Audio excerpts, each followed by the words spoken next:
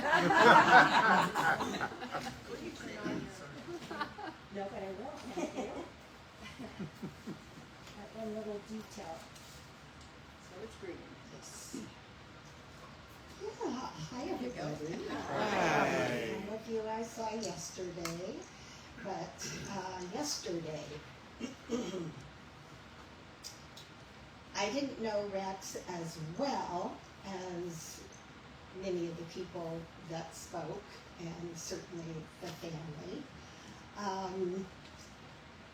But I did stay at their house one time when I was up here. At my ordination, probably. No, it was after that, and I did feel his welcoming nature.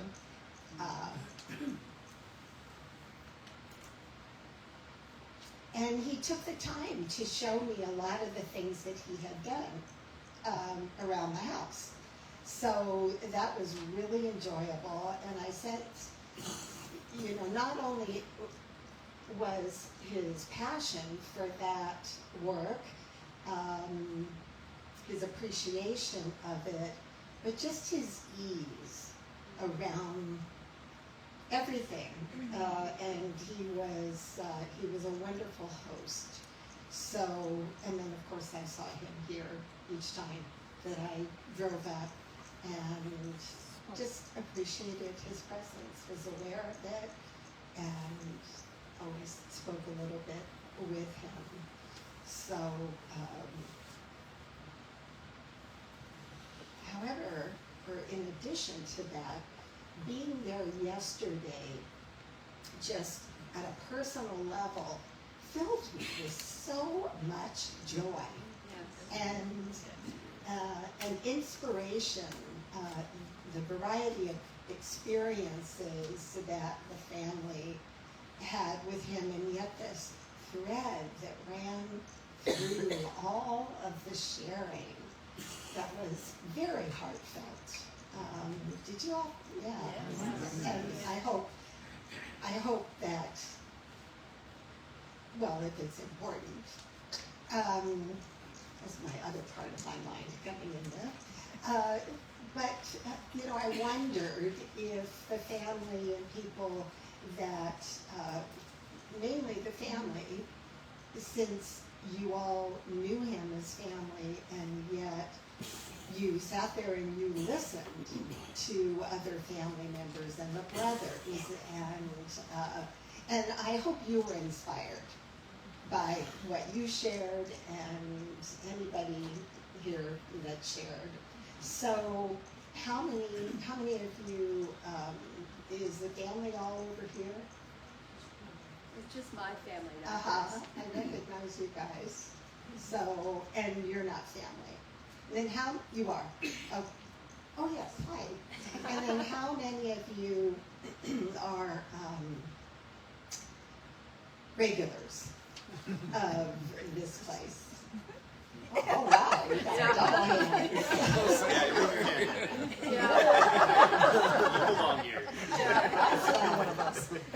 And how many, aside from family, how many of you are just visiting today?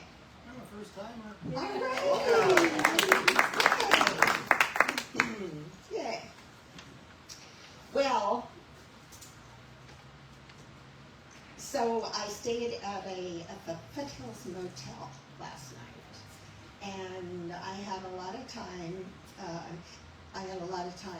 To just hang out, and I just went and picked up a little food to go, and came back and had that, and I started thinking about what was my intention for today. And I had my intention for myself, and my intention in terms of whatever is going to be expressed today, that in some way, shape, or form, that it's something that you will contemplate again after you leave here. That it isn't just simply a sitting here, listening, butt in the chair, and then you're all done, and you go out and you go back to your life, your lives. But the idea of this talk, which is wholeness, your superpower, that is something that you can actually use, everybody. Science of mind is, Ernest Holmes referred to it often as spiritual psychology.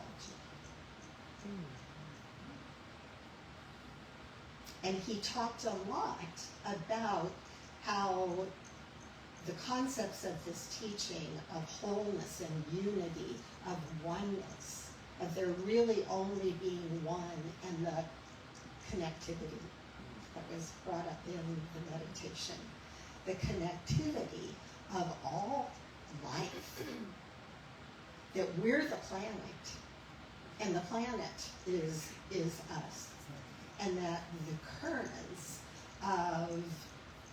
of this infinite life, this divine intelligence, God, Spirit, Buddha, divine mind, one mind,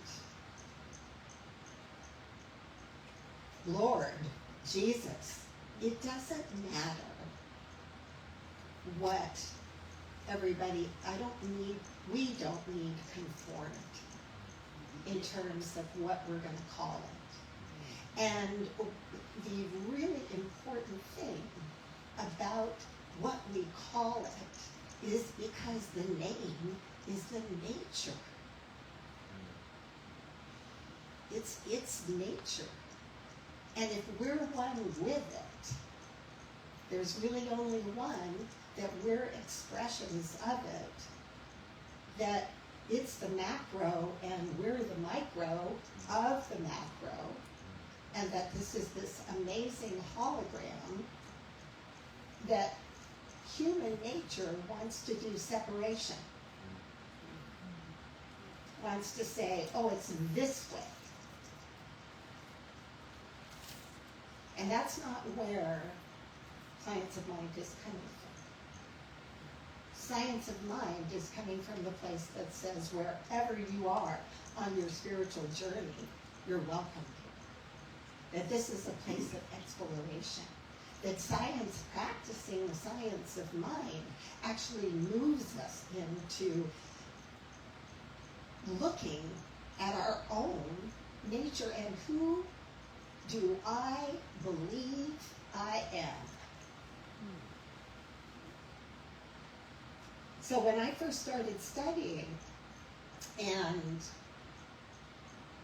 so much of the study and the writing of Ernest Holmes was about God's nature, described in thousands of different ways. The idea that that was my nature as well. That every person I meet, even some that I don't know personally, but I do not admire. And that is to whatever degree that is some part of our experience in the human realm at this point, with all the separation. So,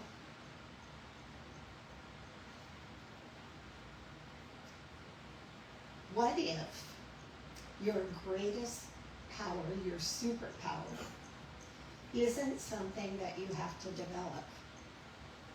You don't have to earn it. You don't have to achieve it. What if it is something that is already within you? That wherever we are on our spiritual path, it's in the process of awakening. Because it's infinite. And if anybody thinks that to think that we are spiritual, yes. And I heard some people yesterday kind of say, I'm not spiritual. but that's impossible. They may not be practicing it. They may not. They may. I'm not saying that they're off track, that they're not recognizing it. I figure that what it is to them is called by a different name. So whenever I am talking about myself, or whenever I'm interacting in any way, even when I'm sleeping, my understanding and my belief about myself is everything. And it's constantly changing. So I'm going to talk a little bit more about that. Because, you all know, because we hear it in so many different ways of advertising, sometimes it's subtle, that the world is spending billions of dollars to remind you that you're not enough. That you're not enough. Yes, and if you would only do this, if you would only do that, things would be better. Now, I'm not saying that, I can't say that there's not some truth in that for different people. What I can say is that if we're doing it from a place of belief that says I'm not enough, it's not going to penetrate. Because that aspect of our consciousness that is subconscious is so large compared to the conscious mind. And to think, that I can, and so the unfoldment of our awareness of our spirituality, which automatically develops this idea of the presence is already within, right? The presence. Something that, not the achievement, but the practice of that awareness and developing that awareness creates an opening for who I really am to come forward and express itself as a current of life that is free, that feels good, that is not trying, that has nothing to do with impressing somebody else or being something that deep inside of me I believe I'm not. Ernest Holmes offered a radically different message. He taught that we are not separate beings trying to find God. We are individualized expressions of the one infinite life that is peace, love, beauty, joy, harmony, unity, one with itself, abundance. So, when you think about this, all is shifting in our conscious mind to the idea that there's nothing missing. And there's nothing missing in me. That's where we want to start. Amen. Yeah, and then that moves us to a place of appreciation for all that is around us. We all probably in some way or another, in certain tracks, this feeling of oneness in nature. And he was doing all the things that he was doing that were in those beautiful pictures. And Holmes also said there's a power in the universe and we can use it. He didn't say we will. We can. We have the ability to do that. But you know, tell you right now, the disclosure, it asks us to change. That power greater than we are that is within us, all of the qualities.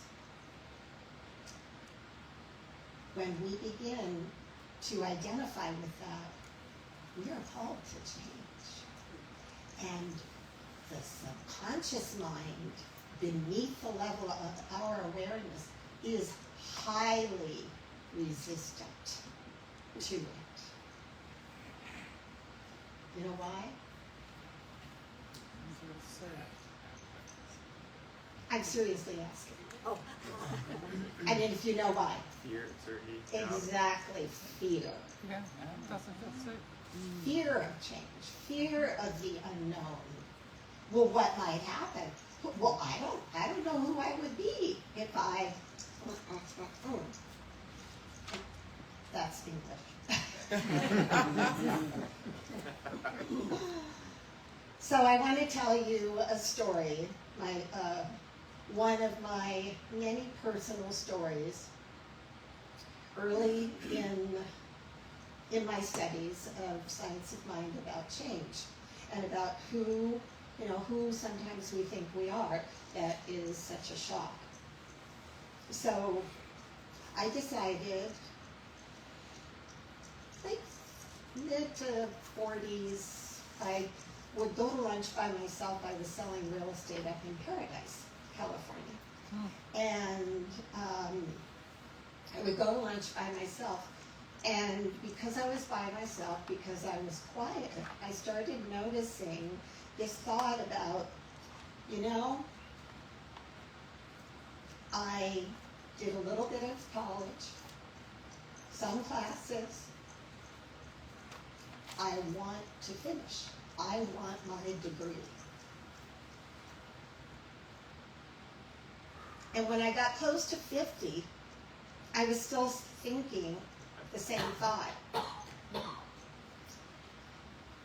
Meanwhile, I'm studying, I'm working, I have 2 children, I have still have a tumultuous life because of what I really believe down here, and going to the church, taking classes all the time, going to conferences, have no idea where the money came from for any of that. Probably could have bought a lot of real estate. But anyway, so one day I thought, well, listen, if I just keep coming to lunch and at different times thinking that I want to get my degree, if that's all that I do, pretty soon I'm going to be 50 or 50-something. And some things in my personal life shifted, and I'm like, okay, I saw the opening. Well, I knew, so here was the first time of being aware of one of the blocks. When I was in junior high, and then in high school, I had a real challenge with math. And I did not have any, so I'm thinking about blame. So I didn't have a good experience with any of my teachers. And I have come to know that I have a conceptual mind. It's big picture. I'm not the one that walks out all of what I envision. And because I didn't know anything about myself at that time. But I was doing well in all my other classes, and I did well up until going beyond fractions. And I started accepting. Got through junior high, went to high school. It's like, well, I want to have a college prep thing at high school, that's what they called it. And so I have to take algebra. Okay, I enrolled in algebra. They gave a test on the first day. I took the test. The next day, the teacher came to me in front of all the people sitting around me and said, "You might as well not take this class. You won't pass. Bye-bye." Well, I couldn't get out of there quick enough. Now, that was a level of shame on top being shamed, on top of the shame that I already felt. And fast forward, found out at the college, took their test, the community college, Butte College, had to take pre-algebra, beginning algebra, intermediate algebra before I could take statistics. I was scared to death. But for some reason, just, it was the next part of my journey, and I was gonna try. So I had to get a letter from somebody on my behalf. And I went to our minister and my teacher, Dr. Carolyn McEwen, and she wrote me a letter. And I picked it up on my way out to the college, tried to turn it in.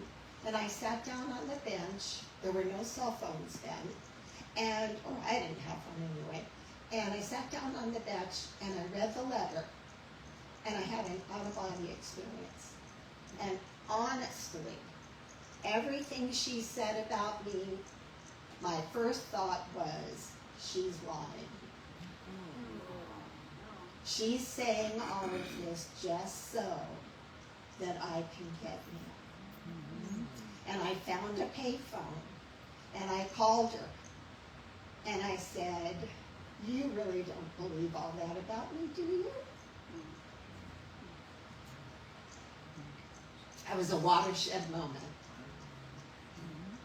So from that point on, my steps forward were based on what I couldn't see in myself at all, but she said was there. Not just like, you can do it. I mean, she was specific. So thank God for people who can see, or when we have the opportunity to be that for somebody else. So I began pre-algebra with one thought, I will do whatever it takes to pass this class, to learn this. And right away, I realized, okay, this includes going up after class and talking to the teacher and saying, that's questions. And she was open to it. I felt that it was okay to do that. She invited me to come again and talk to her if I needed it. She suggested I get a tutor at the library. Amazing. I stopped going to church on Sunday for a while because it was the only day I could fully concentrate on the homework with no interruption. I got an A.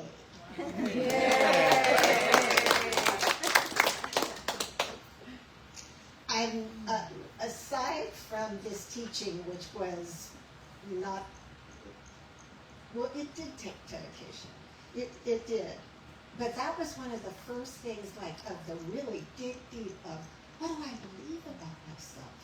No, on the surface, you would have never thought that, but hey, I grew up, and I heard this mentioned yesterday more than once, I think. I grew up in an alcoholic family. And my mother ignored everything, and my father was super critical. Always something, always you should be doing something different. Did not like my expressiveness. No. And that went on for years and years. So to come to a place where Oh my gosh, when I first started giving a talk just for practice, it was a total mess. And we used to have these things called creative thought, where different people could get up, and I was encouraged because I was studying to get up on Sunday and do a little creative thought. And they had to help me get down off the stairs.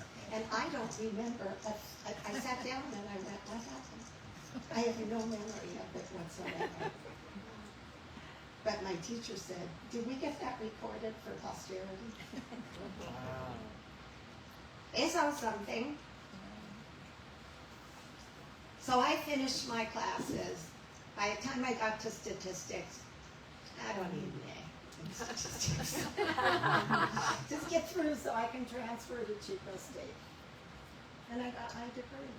And they used to say, well, you don't, this was way back then, Jerry, you don't need that for ministry. And I don't care. I want this for myself. And so I had to, through all those years, 5 years, I had to confront all the places within me that didn't believe I could do it. Write a paper? Who am I, get up and give out, like, how to speak? Anyway, it was big. It was a watershed moment.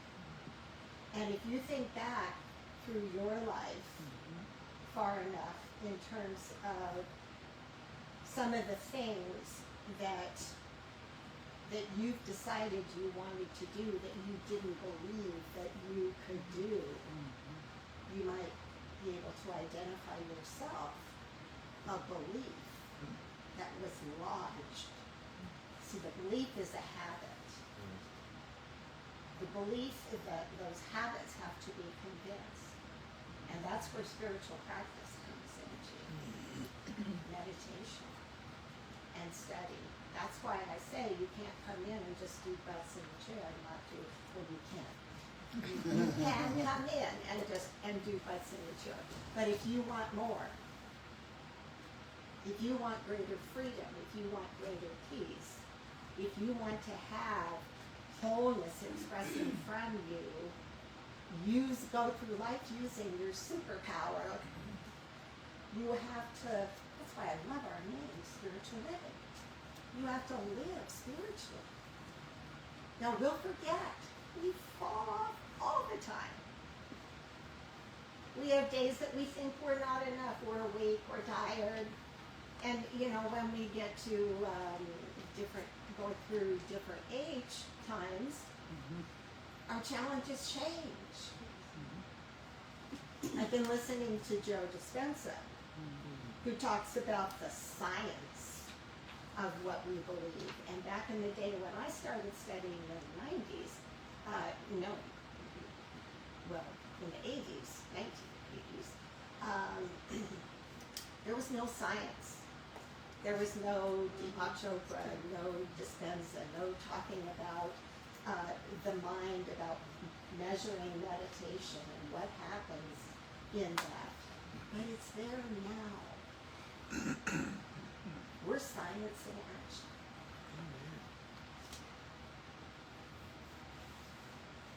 So the fact that many of us have spent years believing that we need to become something before we could be truly happy, that it's going to be hard, that we really have, we have to work hard and we have to struggle through it at all costs. We're not using our superpower. And the more that we use our superpower and feel this freedom of expression and can walk through life, and the God in me sees the God in you, the namaste consciousness.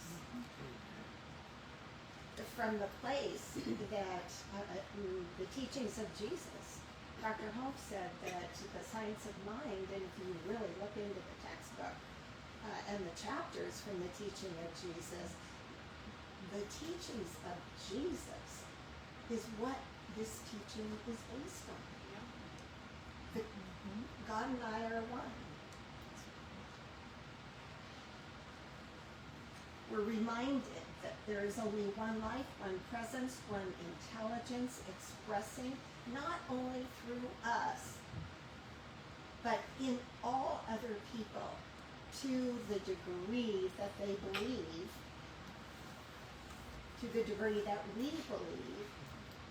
And so when we make mistakes, when we say things or do things, did it go off? When we say things or do things that we know is missing the mark, if you go back and study the root words of sin, it's mistake.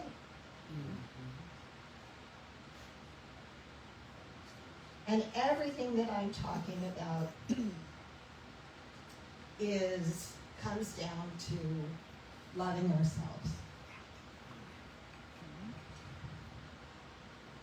And when we love ourselves as a spiritual being, truly of love,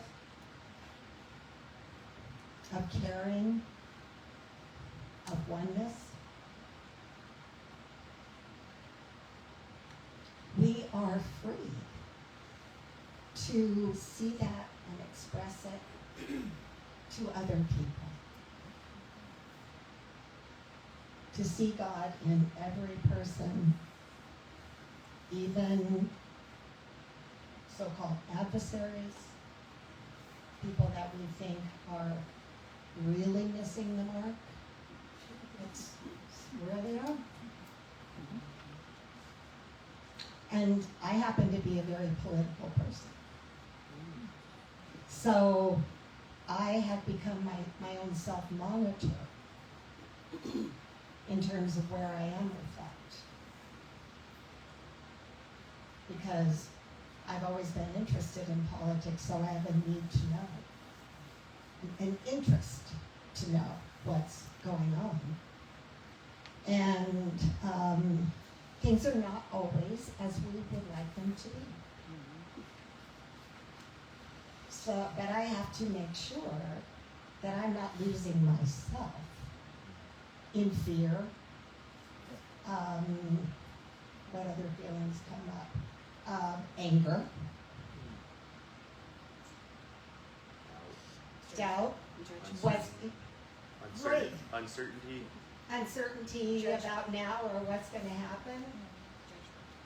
Judgment, big time judgment. Yeah. Resentment. Yes. Oh my gosh, this is a hot topic.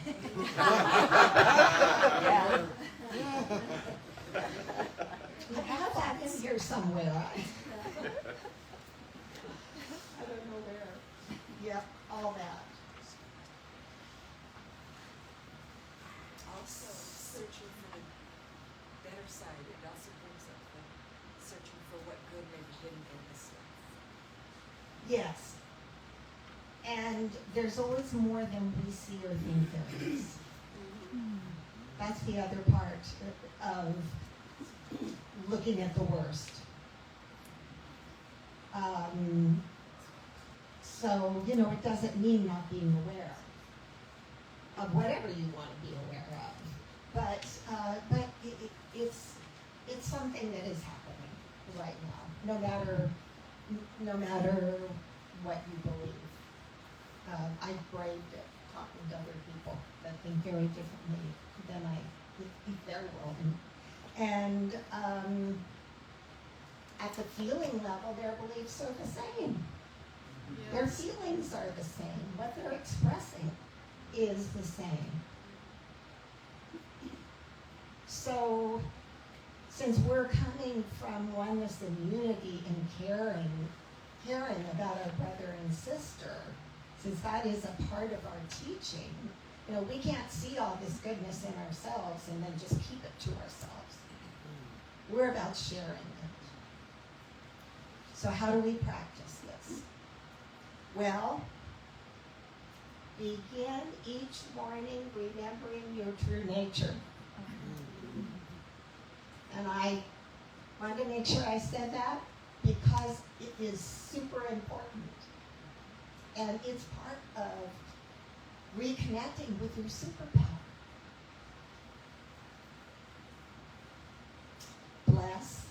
instead of judging. Judge not, for you shall be judged. Does that mean, so I see that so different metaphysically than I used to. I thought, oh my gosh, God's going to judge me. I'm going to be punished and all of that kind of stuff. So I want to hide, which makes me want to project a different persona. But it's not that.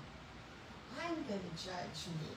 And then I'm going to judge everybody else. And then I'm going to feel like crap. I'm going to be a, small-minded, judgmental person. And it gets to be, it's like, it was my habit. I didn't need to change. Everybody else needed to change. And the funny thing is, thank God for friends who have honesty, because they told me, you really could use this church over here. I think you need to come with me. And right away I discovered they did. So, we have fears, and it's great to recognize them.